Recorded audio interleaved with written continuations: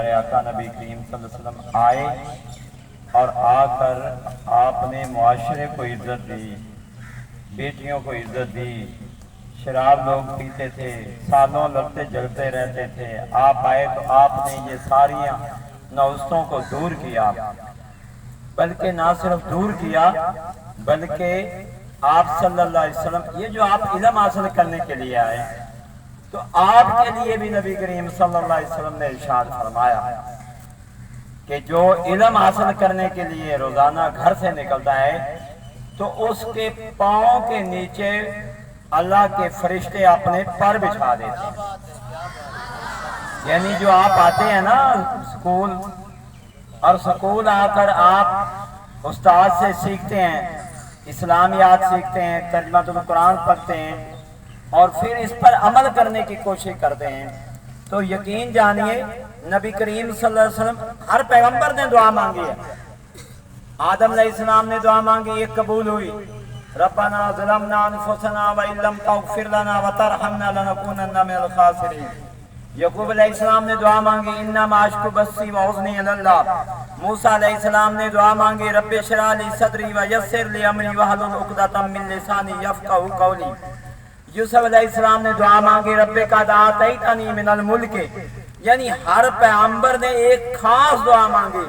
तो अल्लाह ताला ने अपने महबूब को जो दुआ कही है ना, वो खास दुआ में से दुआ, तो नबी करीम सल्लल्लाहु अलैहि वसल्लम को अल्लाह पाक ने कहा, महबूब किसी ने बेटा मांगा, किसी ने मुल्क मांगा, किसी ने अपने गम को कम किया, किसी ने अपने गुनाहों से तौबा की, महबूब तुम दुआ मांगो कि रब्बे ज़िदनी इल्मा, ऐ अल्लाह हमारे इल्म में इजाफा फरमा। तो प्यारे बच्चों, ये अल्लाह के महबूब का करम है कि आप इल्म हासिल करने की नीयत से घर से आते हैं तो आपके रास्ते में फरिश्ते पर बिछा देते हैं। तो प्यारे बच्चों, आप ऐसे नहीं आते, इसलिए आप जब आए स्कूल में सुबह घर से वजू करके आए और जब रास्ते में चलते आते हो तो दुरूद शरीफ पढ़ते आओ।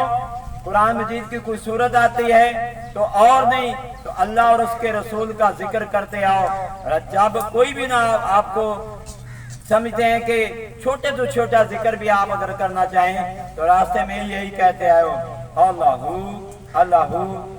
ये इस जिक्र की बरकत से और दुरूद शरीफ पढ़ते हैं। जिनका वजू दुरूद शरीफ, बगैर वजू के भी दुरूद शरीफ पढ़ सकते हैं, लेकिन उसकी फजीलत ये है, अजमत शान ये है कि एक मरतबा आप जब घर से निकलते हो तो दुरूद शरीफ पढ़ के आया करो। तो प्यारे बच्चों, नबी करीम सल्लल्लाहु अलैहि वसल्लम ने इरशाद फरमाया, दुरूद एक मरतबा दुरूद शरीफ पढ़ने से उसके नामा अमाल में 10 नेकियां लिखी जाती हैं, 10 गुनाह माफ होते हैं और 10 दर्जे बुलंद होते हैं।